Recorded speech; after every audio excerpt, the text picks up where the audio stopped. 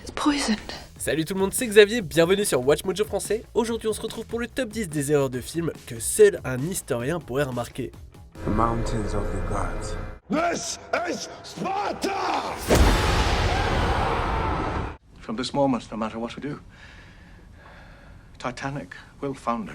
Pour cette liste, on va se pencher sur les inexactitudes historiques dans les films qui sont susceptibles de déranger les véritables experts de l'époque. Quelle erreur vous irrite le plus? Dites-le nous dans les commentaires. Numéro 10, guerre inexacte, Braveheart. Croyez-le ou non, la piètre tentative d'accent écossais de Mel Gibson n'est pas le seul élément de Braveheart qui a dérangé les historiens. My friend, Irishman. And the answer to your question is yes. You fight for me, you get to kill the English. Excellent! Le principal problème concerne la bataille historique du pont de Stirling. Le film a tout simplement omis le pont de la bataille la plus notoire de l'histoire écossaise.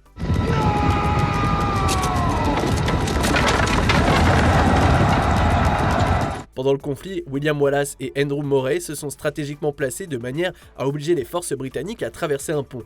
Ce dernier s'est effondré, entraînant la victoire des Écossais. Braveheart met en scène la bataille dans un champ, sans pont ni aucun avantage tactique d'aucune sorte.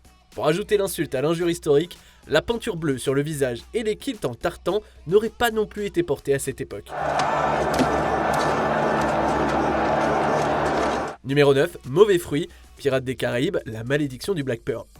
Faut vraiment connaître ces végétaux pour repérer celui-ci. Well, I'm actually feeling rather good about this. I think we've all arrived at a very special place, eh? Bien que la série Pirates des Caraïbes ne soit pas le summum des vérités historiques, certains détails mineurs auraient pu être plus précis. Par exemple, on voit plusieurs fois des fruits dans le film, notamment des pommes Granny Smith. Try the wine.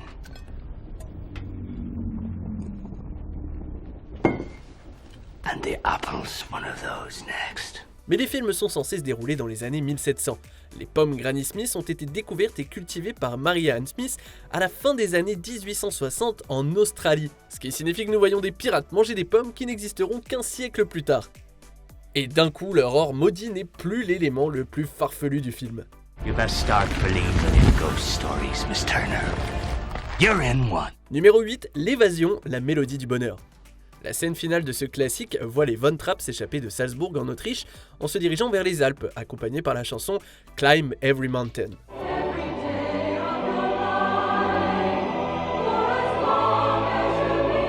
Cependant, dans le véritable récit de l'évasion des Von Trapp, il n'y avait pas de montagne. En fait, ils n'ont eu qu'à traverser une voie ferrée. We will escort the Von Trapp family singers to the festival. No escort will be necessary, Hazana. Necessary. A pleasure, Captain.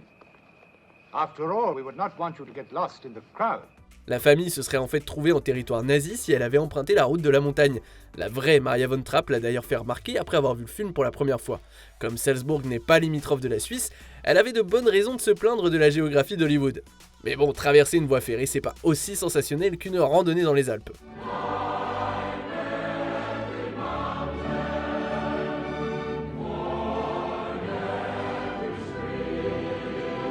Numéro 7, chaise électrique, la ligne verte.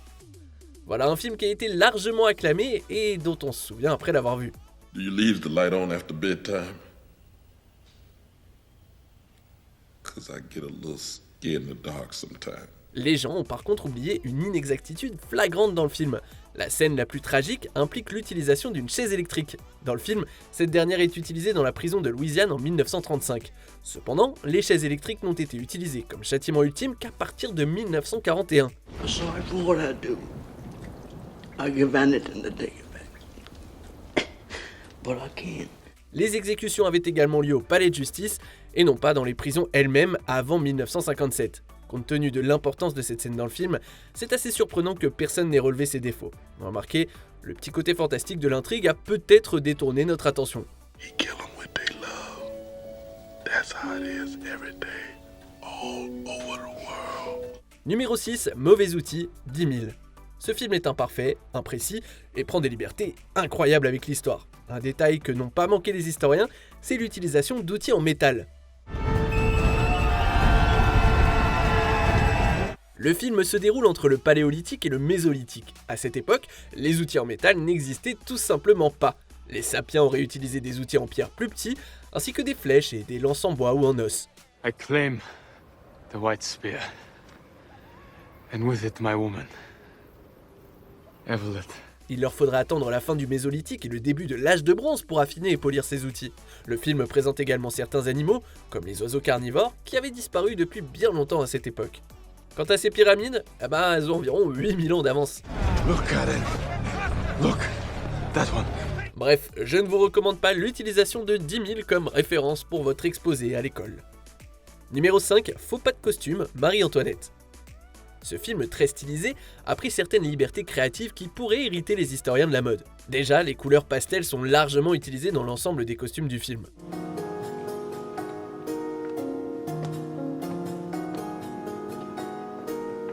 Si ces styles étaient disponibles à l'époque, les couleurs vives et éclatantes étaient bien plus à la mode. Seule la robe que Marie porte au bal masqué est en fait de la bonne couleur.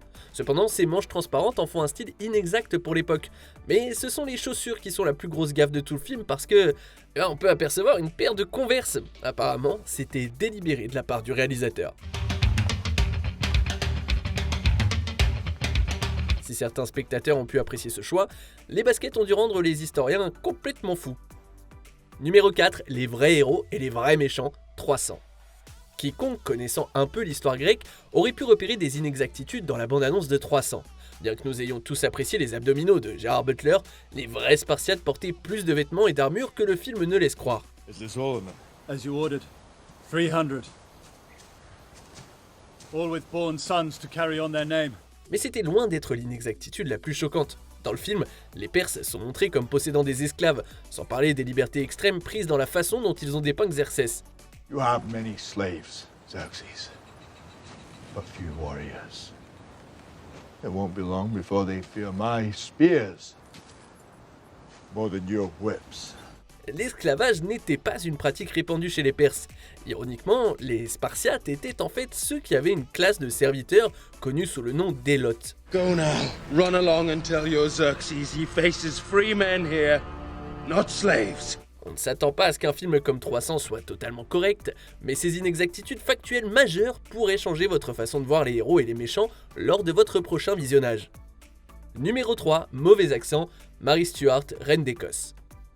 Quelques-unes des petites libertés historiques du film sont passées inaperçues, mais une chose que les historiens n'ont pas ratée, c'est l'accent de Mary Stuart. I want him to love his uncle and to be born into a peaceful land. I wish the same. Then will you love your sister as you would love her child? For she still loves you. Bien qu'elle soit finalement connue comme la reine d'Écosse, elle a passé la majeure partie de son enfance en France. Marie a épousé le dauphin de France et est devenue reine consort de 1558 à 1560. Elle est ensuite retournée en Écosse, mais seulement à l'âge de 18 ans. C'est donc beaucoup plus raisonnable de supposer que Mary Stuart parlait avec un fort accent français. Ici, non. Il vous a embrassé. Ici, une fois. C'est bien la première fois qu'un doublage français serait plus proche de la réalité que le lourd accent écossais dépeint dans le film. As your crown one day unites two kingdoms.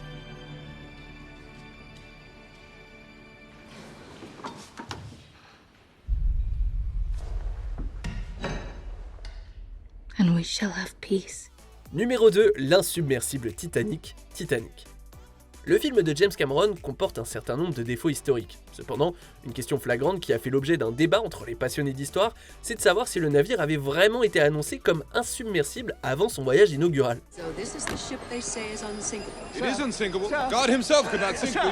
Les publicités pour le voyage inaugural étaient axées sur le luxe et l'hébergement, à l'intention des voyageurs fortunés.